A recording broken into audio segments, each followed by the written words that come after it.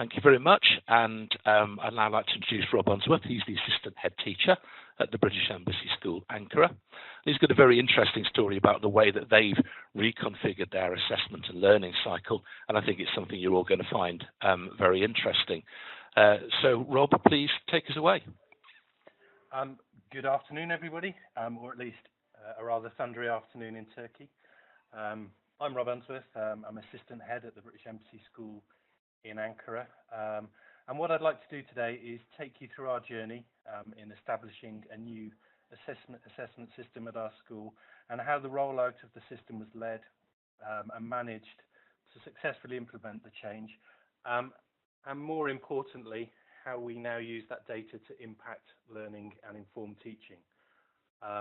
Before we begin, it might be useful to explain some of the terms that I'm going to throw at you. So we use the National Curriculum for Maths, English, and to a certain extent science, but we also use the IPC, which is the International Primary Curriculum, and the IMYC, which is the International Middle Years Curriculum.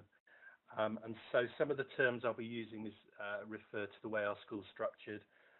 We use mileposts, so milepost 1 refers to years 1 and 2, milepost 2 refers to years 3 and 4, milepost 3 refers to years 5 and 6, and our middle school, that's years 7, 8 and 9, is milepost 4. So if you hear me using those terms, that's what I'm referring to. Okay, so what I'll do first of all is just kind of give you a bit of an overview of our assessment journey, and then I'll go on to break that down a little bit more. So we were in a position to many schools who've been using the SATs, or the end of key stage SATs, in that in June 2013 there was the wholesale abolishment of the national curriculum level system. And like many schools, we were in a position of wondering what to do next. We had the slight luxury of not being in the UK, so we had a kind of 12-month trial period where we tried various assessment systems with different groups, lots of discussion and lots of consultation and research. And at the end of that period, we then decided to introduce the GL progress tests for attainment in English, maths and science, and we started that in our milepost 4, that's the key stage 3. One, because we didn't have a consistent assessment system in place as there had been for the primary SATs, and also the children were older and more able to adapt to that. Those were our first steps. In autumn 2016, we then expanded to year 9. So we expanded the progress tests to year 9. And then in the summer of 2016, we rolled out the GL progress tests from years 1 to 8, and then expanded that to year 9. At that point, as the attainment data rolled in, we had a need for more data, so we then introduced the CAT4 to look at ability, and the PASS tests, again trialled in MP4, that's milepost 4 for our key stage 3, as a trial as to how that might work for the rest of the school. That was successful, so we then rolled that out for the rest of the school. So we then had attainment, ability and pastoral data from years 1 to 9. And then now we're in a position where we're much more data rich than we were, where we're data informed, and where we're using that data to impact on learning. I'll spend a little bit of time talking about our context, which may be quite familiar for those of you in an international setting. We're a one-form entry, co-educational British international school from nursery through to year 9.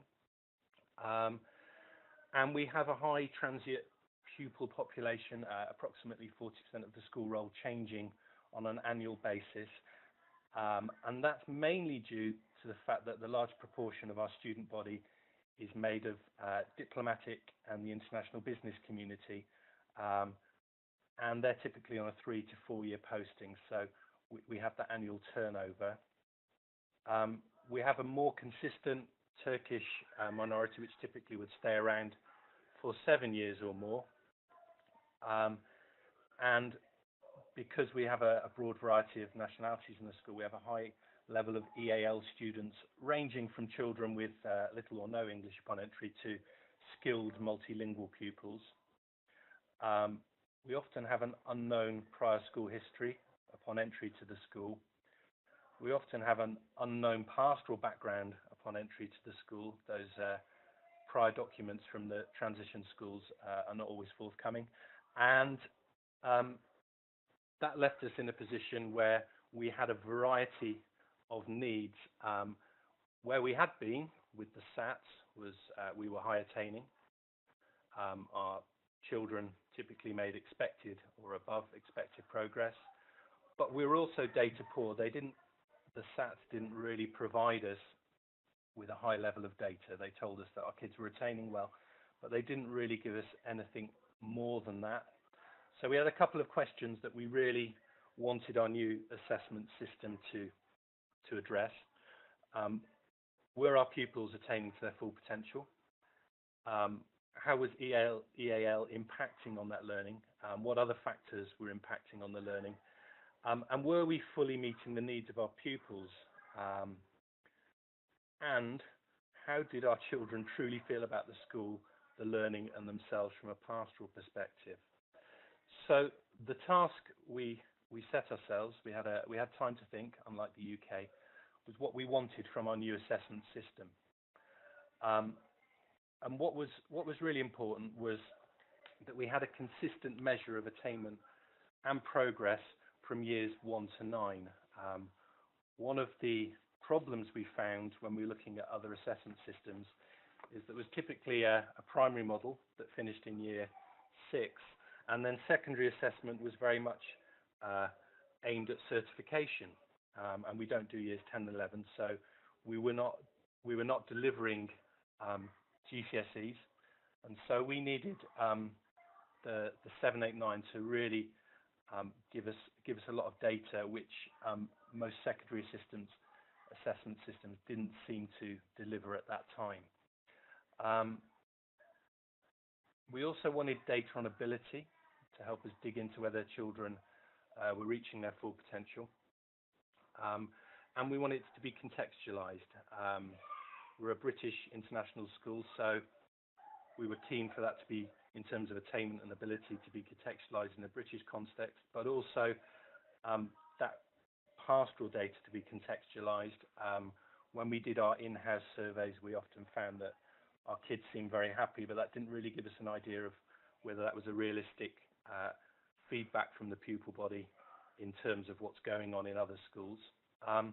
And because we have a quick turnover, 3 to 4 years, we needed that smooth transition and rapid transition into the school, and we needed to develop that full profile quickly so that we could evaluate the children's needs, and we could get to work on their learning progress before the children left in that short space of time. And the other thing that always bothered us about the SATs was the high stakes nature of them, and what we really wanted was a low stake assessment that didn't encourage any teaching to the test of any variety. So we got a kind of real or a truer picture of the children's learning. So our first steps were to trial the attainment test in English, Maths and Science to our secondary school. Expanding from primary to secondary left a gap for our years 7, 8 and 9. Our primary was fairly well serviced by our in-house teacher assessments, but our secondary system was not giving us the information we want. So we trialled it first with the older children, with the added advantage that they are able to deal with the practicalities of logging on and dealing with the technology, and the administration was quicker. It was relatively new, so we also had the planned expansion to year 9 on the horizon.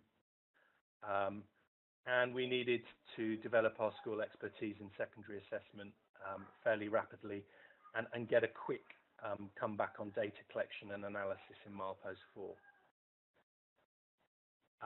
One of the things that we used, and we're still using to a certain extent, is the customization fields on the progress test, on the reports that are generated.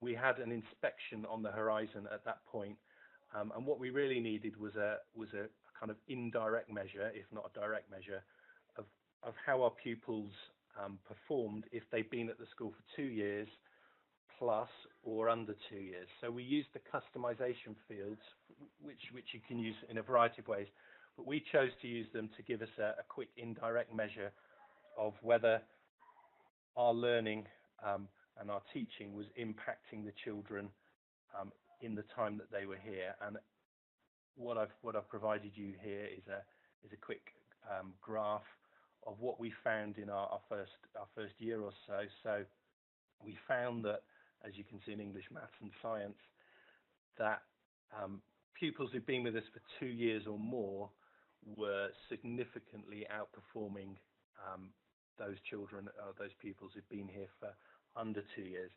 And while that wasn't a concrete longitudinal measure of progress, it did give us an indication of how we were doing and how we could do that. And that came in very useful when the inspectors came around after a year of this system in being able to say, well, we have this measure of progress, and as the longitudinal data comes in, we hope that it will mirror this.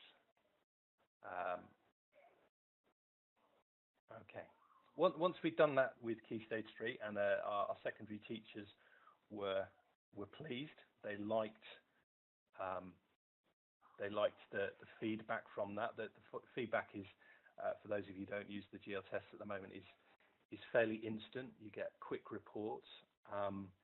It doesn't require any marking on the part of the teacher. There's no time lag in sending away papers and getting them back.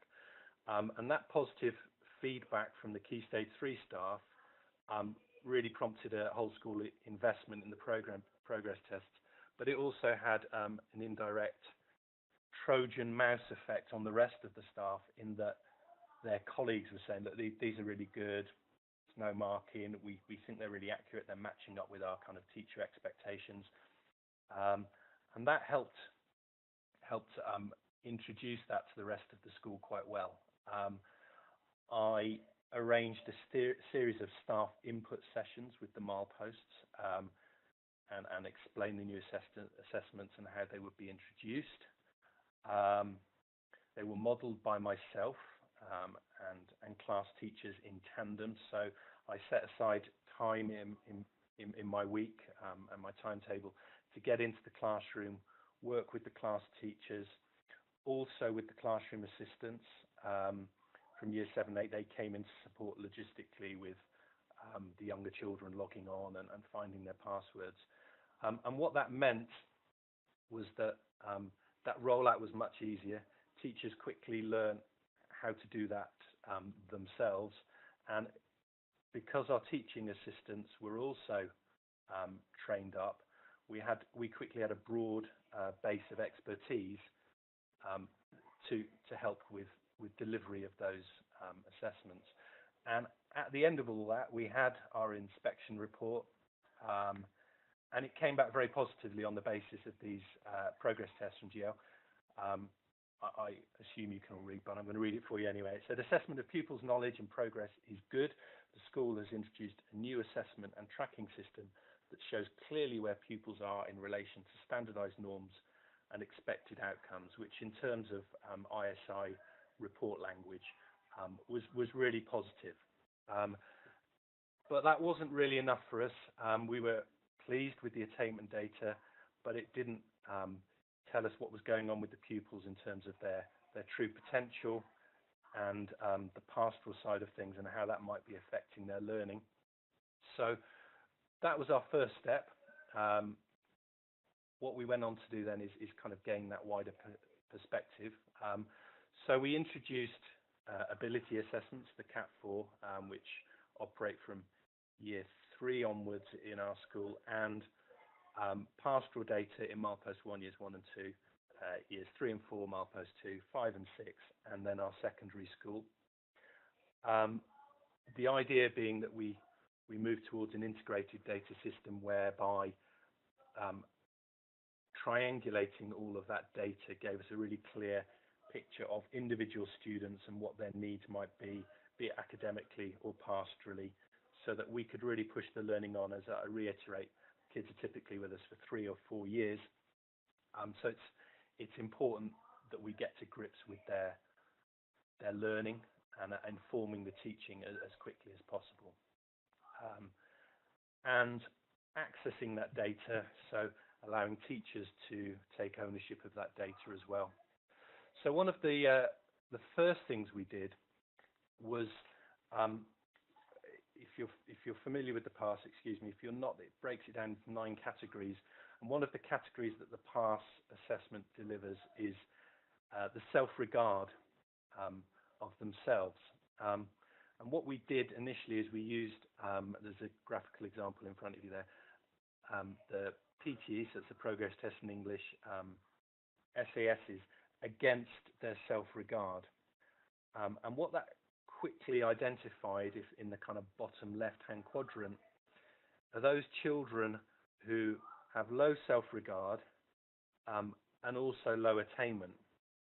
And our assumption was that in some of their cases, the typical academic boosters and interventions were effective, but not as effective as we'd have liked. And so we were looking for other causes of that. So we turned to the PASS, and that led us to identify children who perhaps had low self-regard, and take a different approach to that. Lots of regular positive successes on a kind of daily basis, and we found that these blue kind of triangles, these children kind of moved across the graph.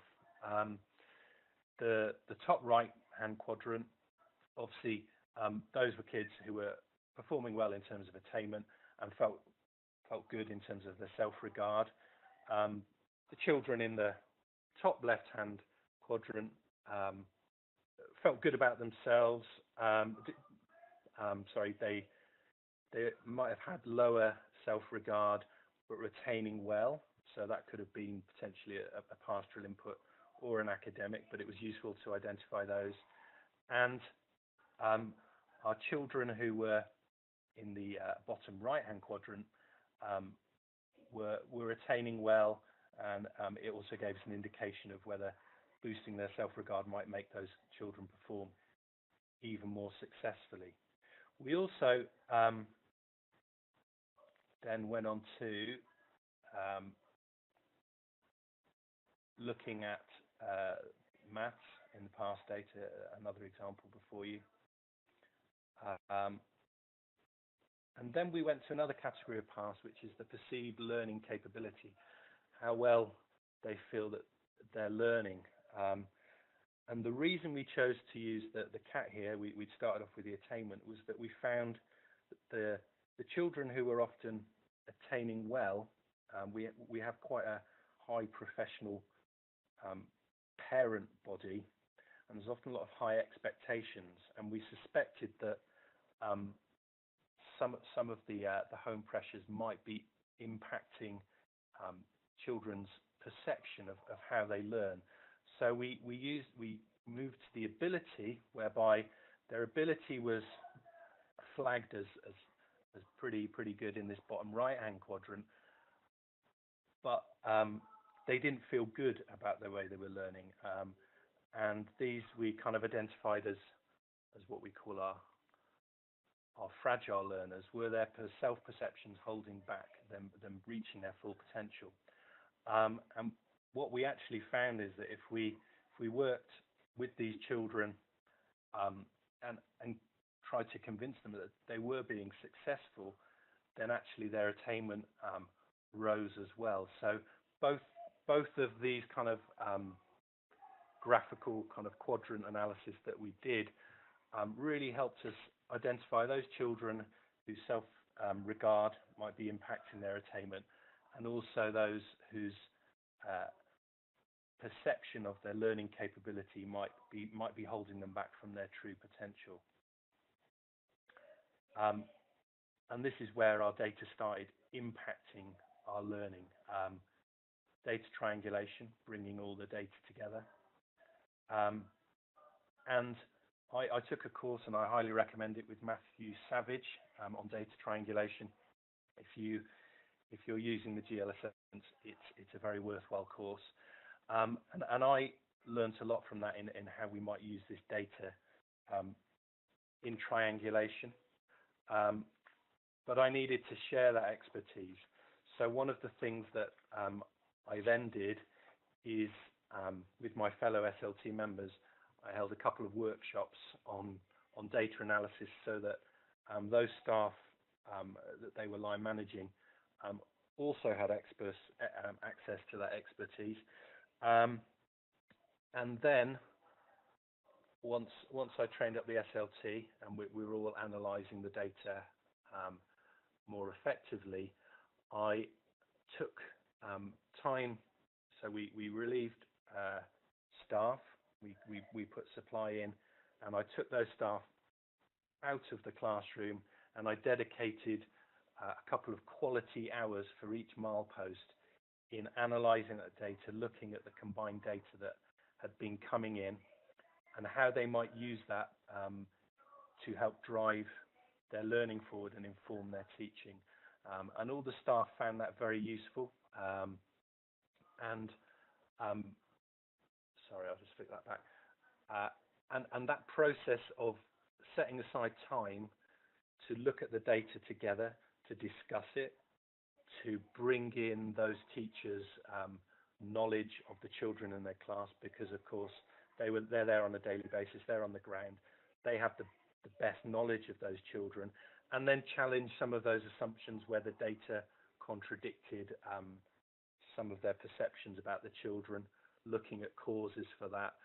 And I think that professional dialogue, in combination with how to analyse the data, really switched on our teachers to the full value of using the attainment, using the ability, and using the pass. Of all of those, I think particularly the pass, that pastoral analysis, and reasons why those children might not be achieving, even though they seem to be able, or they seem to have no real issues in class, kind of lifted some of the masks that children wear on, and allowed us to kind of really see what might be going on with those children. One of the other things that was really, really useful for us is, because we finish at year 9 and we don't go on to GCSE, we wanted to address some challenges from our parents. Well, how do you know that you're preparing your children well for becoming GCSE? So one of the things that Cat4 does at the secondary level with years 7, 8 and 9 is give indicators of potential at GCSEs a couple of years down the line. It's not a projection or a prediction, but it does give us confidence that we're preparing our kids appropriately. So what you have before you there is GCSEs A star to C indicators from 2017, one of our first sets of data to come in from the CAT at the secondary level. And what was really pleasing for us is that, compared to the UK national average, English, with our high EAL body, was we were preparing them successfully for that transition. It's a big transition. Maths similarly, and in science, and overall a 94% A to C indicator, which is significantly higher than the UK average, and really helps us justify what we were doing from year 7, 8, 9, and reassuring both teachers and other stakeholders that our kids were really set for that next move to wherever that might be. It also provided useful reports for parents to take with them. Our children typically go back to their home country at the end of a diplomatic posting or business posting. Some of them go to the UK, a few of them stay in Turkey, but the majority of them moving back to their home country and going into often British international schools have fed back to us since they've left that these results were really, really very useful in letting those kids hit the ground running when they made that transition. Another graph that I can show you is our indicators of A*A. So we've got parents with high expectations. We often have kids from a very well-resourced background with a wide experience of the world. And what was really pleasing again was the kind of indicators that those top grades were likely when our children moved on. Okay, so this is an example, perhaps a slightly alarming example of how we represent our data. But what it includes, this is from a milepost 2. At the beginning of the year, we have our CAT scores along the top, so our verbal reasoning, quantitative reasoning, non-verbal, and our spatial. We've then got our progress tests, and we have our past data, and it's kind of color-coded to help us identify particular areas in that kind of whole data profile. One of the things that was particularly useful is the verbal deficit, so that's comparing their verbal CAT scores with their non-verbal and seeing if there's a discrepancy there. And we found out that some of our EAL students, although they were attaining quite highly, there was, for example, if you look at number 8, there's a -24 deficit. That particular child was performing very well in terms of attainment, but that indicated that with a bit more language support that they might perform even better, and we might be able to drive their learning through. And the maths car is the discrepancy between the quantitative and the spatial, and that helps us address certain aspects of maths, again, to help children fully realise their potential. These two things particularly helped our EAL department and our SEND department, and our maths subject leader found the maths car quite useful in identifying individual trends, but also class and whole school trends. And then next to that is our past data. So the way that we color-coded this was there's a boundary provided by GL, but our upper boundary was average was significantly higher than the UK, so we kind of expanded the upper boundary but kept the lower boundary. And we looked at the domains. So these domains are to do with self. Domain 2 is to deal with study, and domain 3 is how they feel about the school. And where you have discrepancies within these areas, it helps us really clearly identify types of pastoral issues that might be emerging from kind of deep-seated emotional issues that we took very seriously and might indicate emotional health problems, to kids who were in danger of switching off, to kids who felt they were misunderstood at school, and actually looking at these and talking to the teachers really helped us understand those children in a much clearer sense. So where we are at the moment is we having all this pastoral information, we found that teachers were quite adept at dealing with academic issues in terms of boosters or interventions or programs to help their academic learning. And we found that that was particularly true of dealing with low attaining children.